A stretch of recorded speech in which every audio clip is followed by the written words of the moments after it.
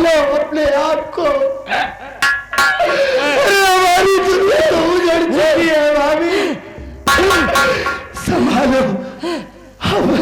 हमारी गुड़िया हमको छोड़कर चली गई। एक बात ये बताओ भाभी, आप इस हालत में इस शमशान घाट पर किसकी लाश लेकर आई हैं भाभी? आप बोलो।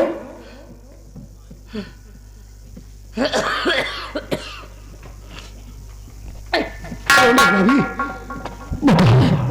किसकी लाश लेकर आई हो?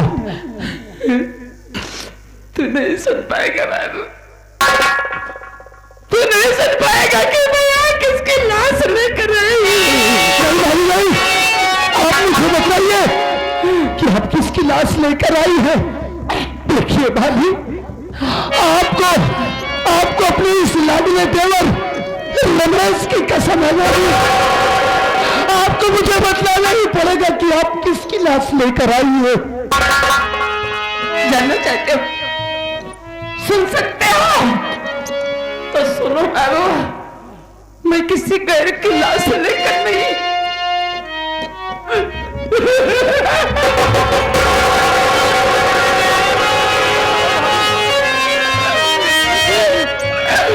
मैं अपने कलेजे के टुकड़े,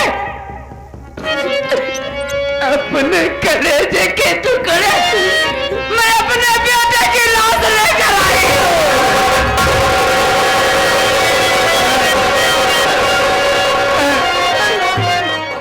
भगवान के लिए ऐसी अशुभ बातें न बोलिए, कह दीजिए भाभी ये सारी बातें झूठ है। कैसे कह दूं कि झूठ है भैया? सच्चाई हमारे सामने पड़ी है। तू देखना चाहता है? नहीं बाबू,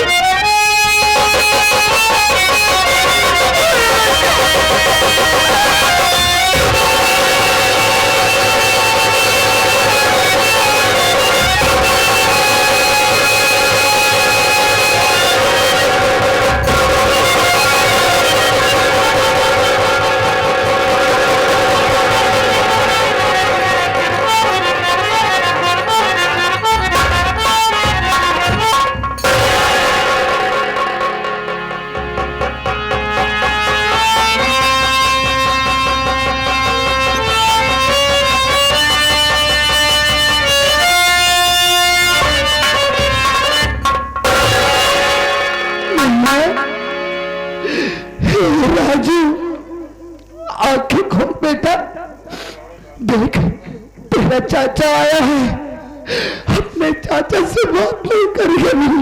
आगे खोल बेटा, आगे खोल। नहीं भैया, अब तुम्हारा मुन्ना कभी किसी से बातें नहीं करेगा बाबू, सदा सदा के लिए सबसे रूठ गया है। कि पोछ दो या किससे आंसू, अरे देवरी मेरे पहले भी तू ननद की जलेगी चिता।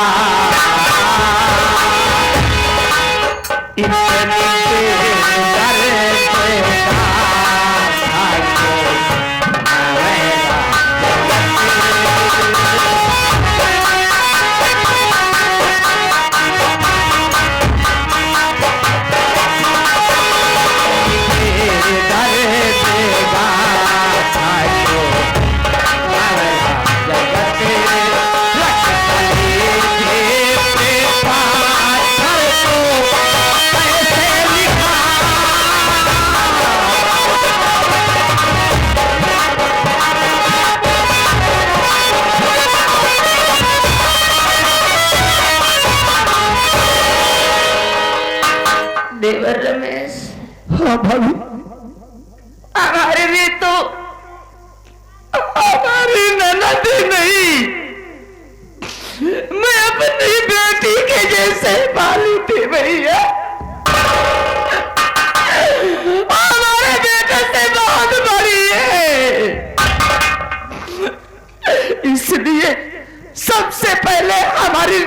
की चिता जलेगी, बाद में मैं अपने बच्चे को देखूंगी भैया। ये आप क्या कह रही है भाभी? हाँ बाबू, ये आप क्या कह रही है? अरे जरा सोचिए भाभी कि हमारे पास कफन एक है और लाश दो है।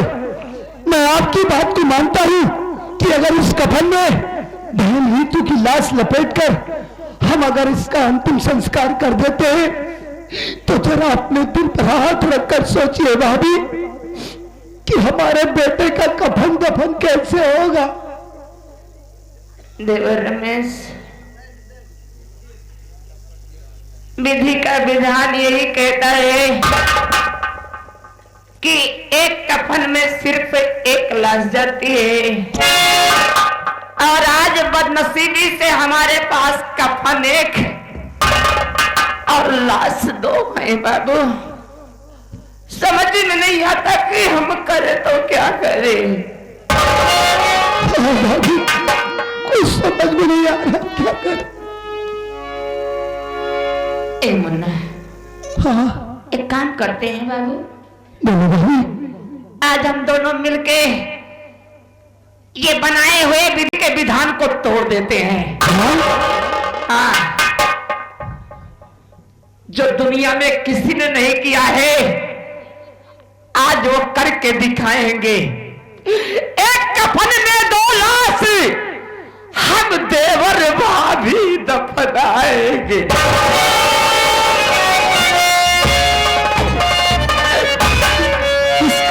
इसके अलावा और कोई चारा नहीं है हमारे पास बाबू। हाँ भाभी आप ठीक कहती है कि इंसान को समय से पहले और जरूरत से ज्यादा कुछ भी नहीं मिलता है। जो विधि को मंजूर है भाभी वो होकर ही रहेगा। ठीक कहती है आप। आइए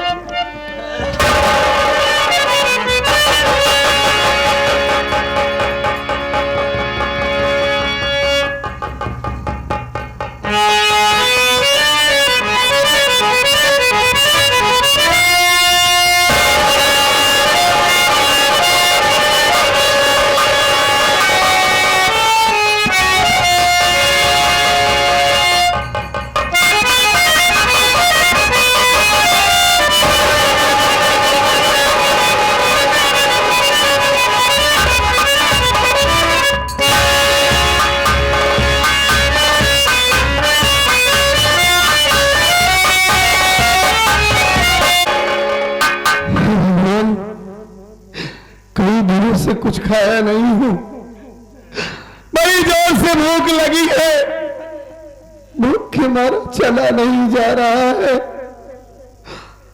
कहां गया हूं कुछ पता भी नहीं है, भूख बर्दाश्त नहीं हो रही है। परमात्मा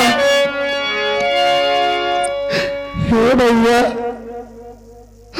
अगर कोई हो तो बाबू हमें एक रोटी खिला दो भैया, बहुत भूख लगी है भाई, भगवान आपका भला करेगा। अगर हमें रोटी नहीं मिलेगी तो हमारी जान चली जाएगी।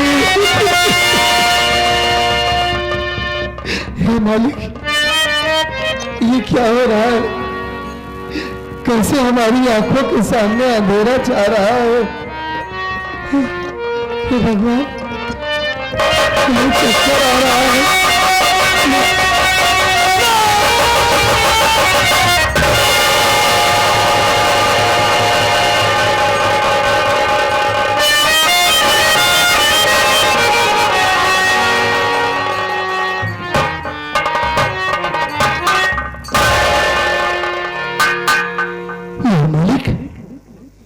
ये ना जाने कैसा भागा इंसान है जो रोटी मांगने के लिए शमशान घाट पर आया हुआ है, जिसे इतना भी ख्याल नहीं कि ये कोई गांव या बस्ती नहीं बल्कि ये तो शमशान घाट है।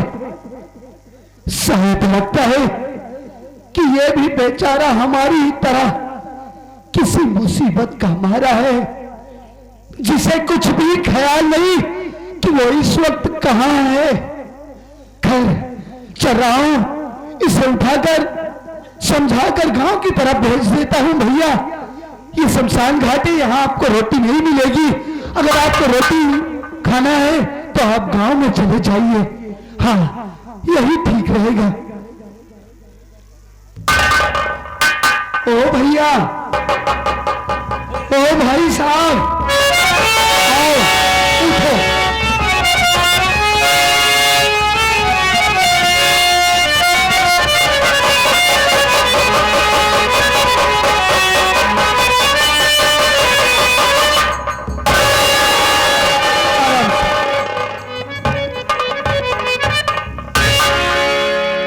भगवान आपका भला करेगा भैया, बड़ी जोर से भूख लगी है भाई, भूख के मारा चक्कर आ रहे हैं, एक रोटी खिला दो भाई। ऊपर वाला आपको सलामत रखेगा भैया, भूख के मारा हमारी जान निकल रही है भैया। तुम, मैंने तुमसे कहा था ना कि मेरा पीछा करने की कोशिश मत करना। अरे तुमने बहन रीतू को तो मार ही गया, अब क्या यहाँ पर तुम मेरी जान लेने के लिए आए हो? चले जाओ यहाँ से, चले जाओ यहाँ से। मैं ये तुम्हारी मनहूस शक्ल देखना नहीं चाहता हूँ।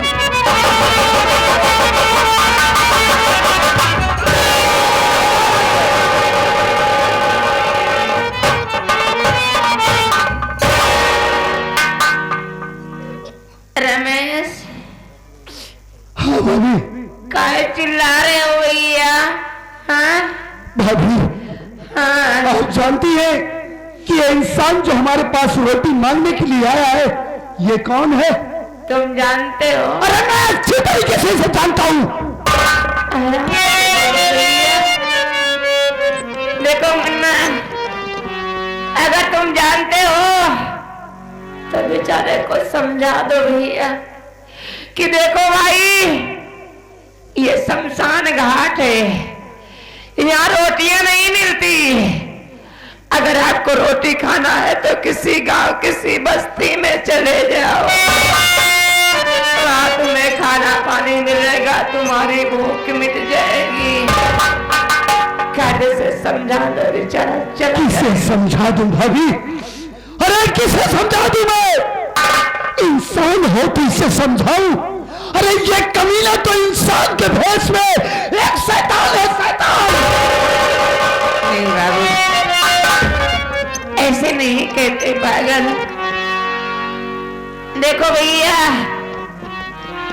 कहा गया है अगर हम किसी का भला नहीं कर सकते तो हमें बुरा कहने का कोई हक नहीं बनता बाबू। इसलिए समझ को कैसे समझाऊं भाभी आपको? अरे कैसे समझाऊं? साहब तुम्हें नहीं जानती, अरे यही इंसान तो हमारी बर्बादी का कारण है। इसी बेरहम इंसान ने मेरी मासूम बहन को बेरहमी से मार डाला। हाँ भाभी। अरे बेचारा वो इंसान क्यों मारेगा? पता नहीं कैसा इंसान है। आप जानना चाहती है ये कौन है? ये कोई गैर नहीं बल्कि मेरा कसाई भाई और आपके पति राहुल है। मारा मेरी बहन को, मैंने अपनी नजर से देखा है। अरे वाह रमेश कुमार, इतना बड़ा आरोप लगाया तो किस पे? अपने बाप समान भाई पर, और उस बहन को मारने की बात कर रहा है जिस बहन को बहन नहीं।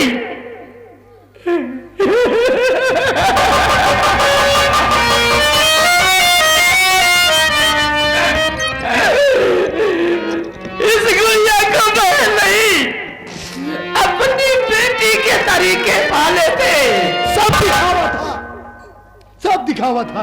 हाँ बाबू, तुम्हें तो दिखावा लगेगा ही। जानते हो हमारी गुड़िया छोटी सी थी, तेरे भैया अपने हाथों से नहलाया करते थे।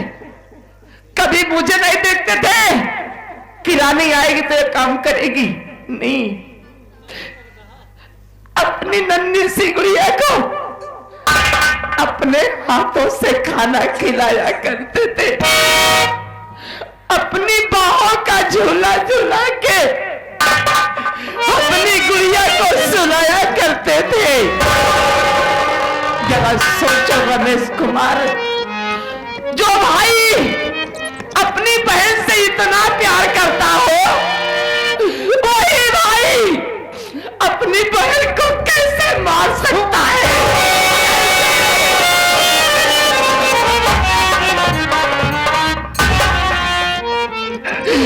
धन्य है भाभी, आप धन्य है। साथियों, इन्हें कहा जाता है हिंदुस्तान की पतिव्रता नारी। आप लोगों ने देखा कि अपने पति के हाथों इतनी प्रताड़ना सहने के बावजूद अपने बच्चे की सड़ी गली लाश लेकर दर बदर की ठोकरें खा रही है, लेकिन फिर भी अपने पति के लिए इनके दिल में इतनी बड़ी हमदर्दी, इतना बड़ा प्यार। धन्य है भाभी, आप धन्य है। देवर रमेश कुमार, इस हिंदुस्तान में हर पत्नी अपने पति को भगवान मानती है। जब से मैं उनसे दूर हुई हूं, मन में एक ही ख्याल, एक ही बात आती है कि भला है बुरा है जैसा भी है, मेरा पति मेरा देवता है।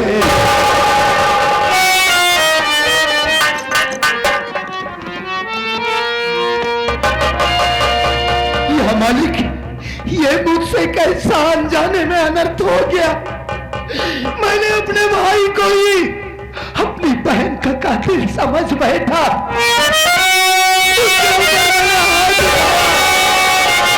अब मैं अपने भैया से कैसे नजरें मिलाकर बातें करूंगा?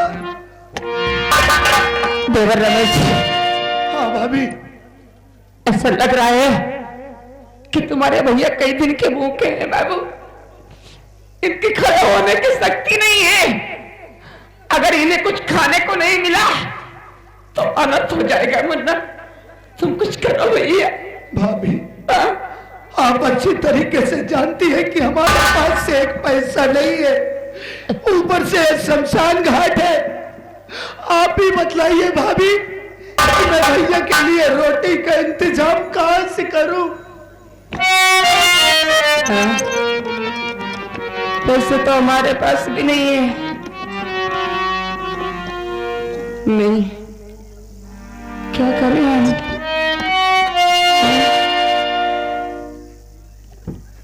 एक रास्ता है मुन्ना। क्या भाभी? करोगे ना? हाँ, मैं करूंगा। इनकार मत करना बाबू। अरे कैसी बातें कर रही है भाभी, आप कहिए तो सही, मैं करूंगा। उठाओ कफन को। कफन? उठाओ इस कफन को और किसी दुकान पे बेच के हमारे पति के लिए रोटी लेकर आओ। अरे भाभी, आप कफन को बेचने की बात कर रही है? मैं आपकी बात को मानता हूं। अगर मैं इस कफन को ले जाकर किसी दुकान पर बेचकर भैया के लिए रोटी का इंतजाम करता हूं, तो जरा सोचिए भाभी कि हमारे दोनों बच्चों का कफन दफन कैसे होगा। तुम्हें तुम्हारे बच्चों की लगी है रमेश कुमार। हमारे दोनों बच्चे मर चुके हैं बाबू। क्या तू चाहता है कि इन दो लाश के बीच में तीसरी भी आ जाए? हमारे पति मर जाए, हमारी मां का सिंदूर उजड़ जाए। भगवान के लिए ऐसे ऐसी बातें ना बोलो भाभी। आप जो कहेंगे मैं करूंगा। तो जाओ, कफन को बेच के रोटी लेकर आओ। जितनी जल्दी हो सके जाओ भैया। देर मत करो मुन्ना। अरे मालिक, ऐसा दिन देखने से पहले हमारी मौत क्यों नहीं हो गई भैया?